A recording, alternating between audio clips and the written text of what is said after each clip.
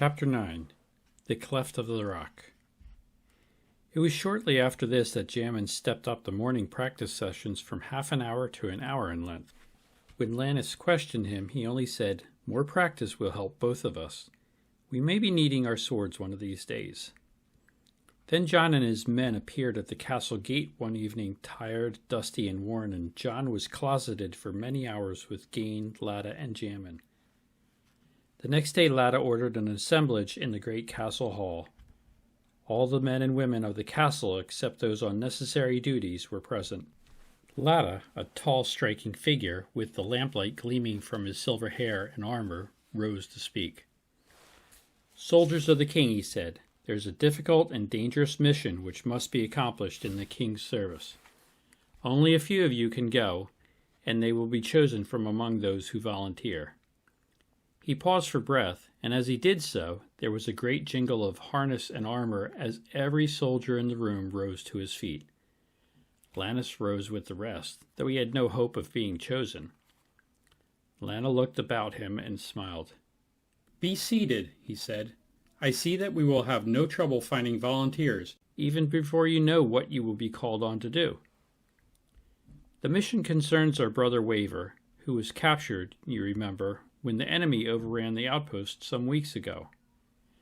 A rescue party was sent out, led by John, which followed the raiders down the mountain chain and attacked them twice, trying to break through to Waver to free him. The enemy cordon was too strong, and they could not pierce it, though they did get close enough to see him. Waver was held, with his hands bound and his eyes blindfolded, in the center of a group of evil ones. He was without his sword and shield, so he has little chance of escaping.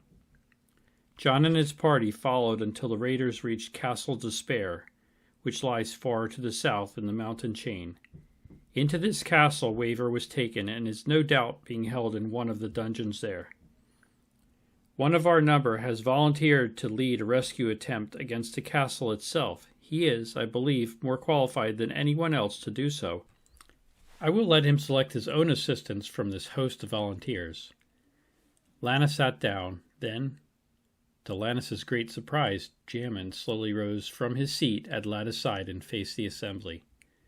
"This is not a mission for many," he said, looking from face to face around the gathering, "for there is no restraint to the Lord to save by many or by few.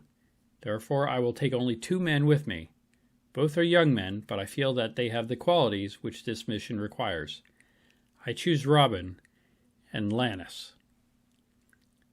Lannis was completely dazed with surprise and happiness. He had been chosen. He hardly noticed when Jammin finished his brief speech and sat down, or when a short time later Latta signaled that the meeting was at an end. Not until several of the young soldiers who had been sitting near crowded around to congratulate him did he begin to get his wits about him. Then he felt a hearty clap on the shoulder, and there was Robin grinning happily. "Did you hear him, Lannis? We're going! Both of us!" "Yes," said Lannis, finally finding his voice again. "Let's find Jammin and ask when we start." Jammin was still at the head of the hall, talking with Latta and Gain. The 2 soldiers hung back respectfully, waiting to be recognized. Then Latta saw them and waved them to approach. "Here are your 2 helpers, Jammin," he said, putting a hand on each of the young men's shoulders. "Robin, you have proven yourself many times over to be a good soldier. And Lannis, Jammin tells me you are fast becoming one of our better swordsmen. I am sure you both will serve your king well on this difficult mission." Jammin said, "Lads, we will leave the castle tomorrow morning. Get your arms and armor ready. Lannis, see that food is prepared to take along. Robin, get Waver's sword and shield, which were left behind when he was captured. We will take them with us in addition to our own. Both of you come to my room this evening after dinner, and we will lay out our plans." An hour before daybreak the following morning, the castle gate swung silently open, and 3 soldiers moved out onto the mountain ridge.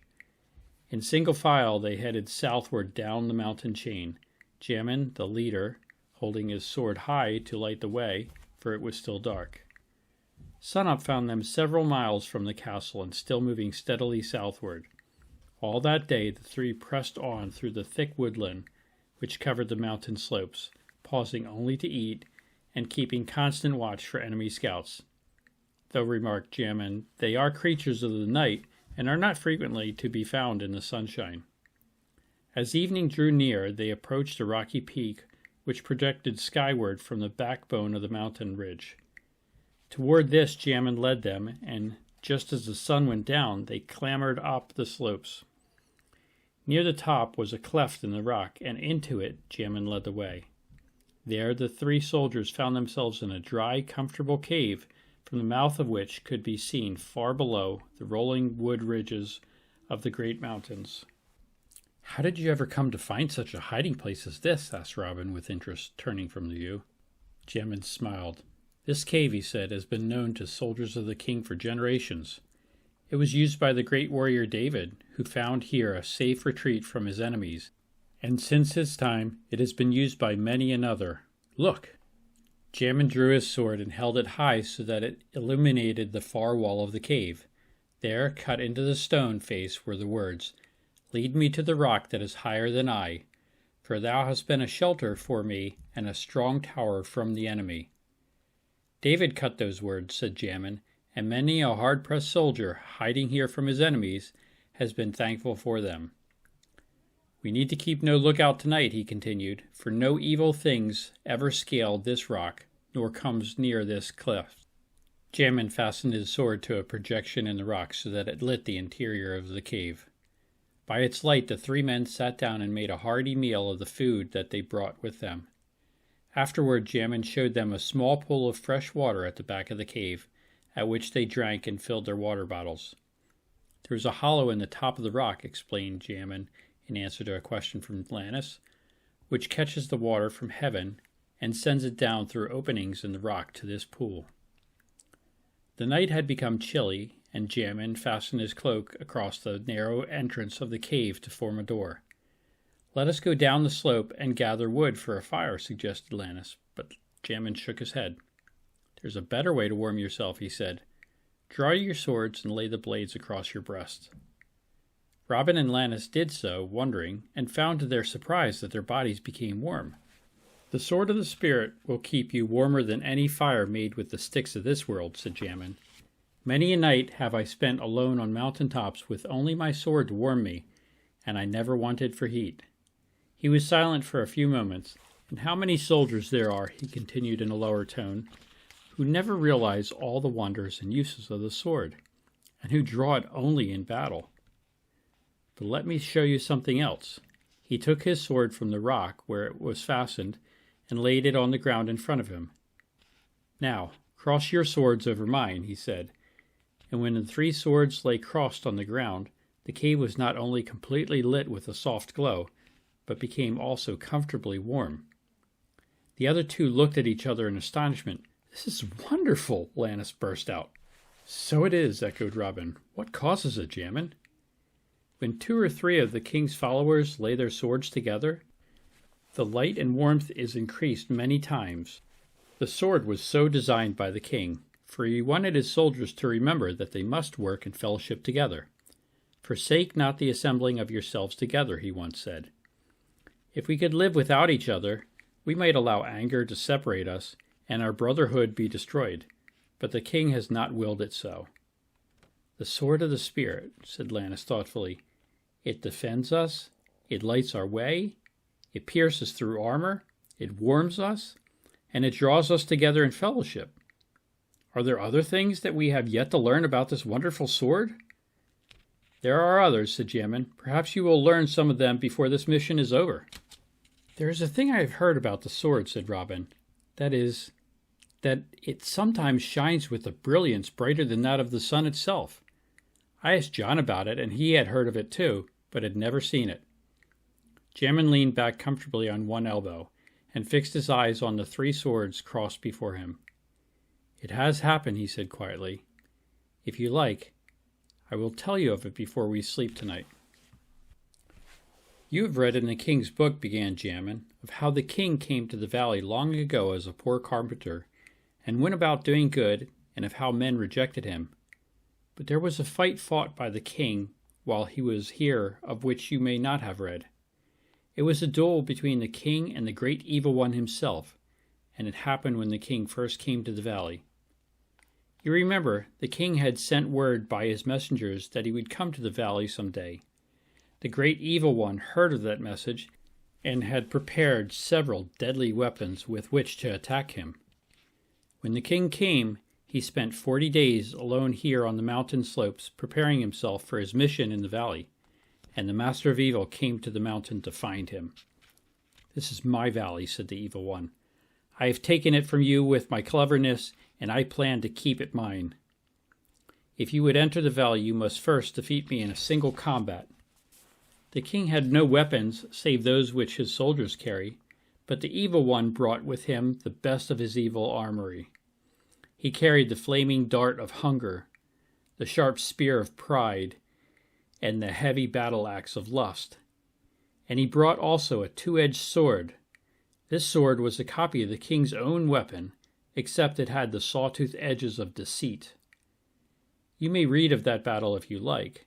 The evil one attacked with each of his weapons in turn, but the king, standing steady as a rock, turned each blow aside with his sword and shield.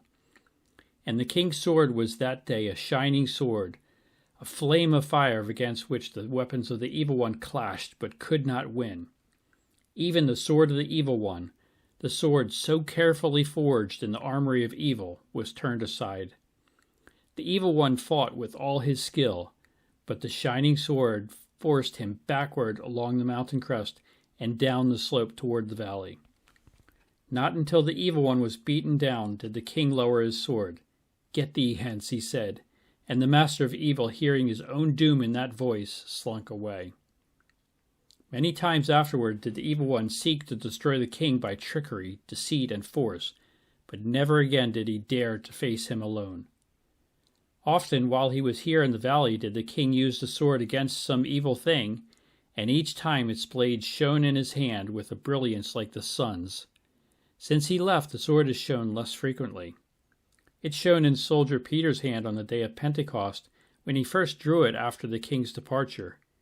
It shone in the hand of Paul on many occasions when he fought for his king against the forces of ignorance and superstition, and it has shone at different times through the years when drawn by the great warriors whom the king has raised up in times of crisis.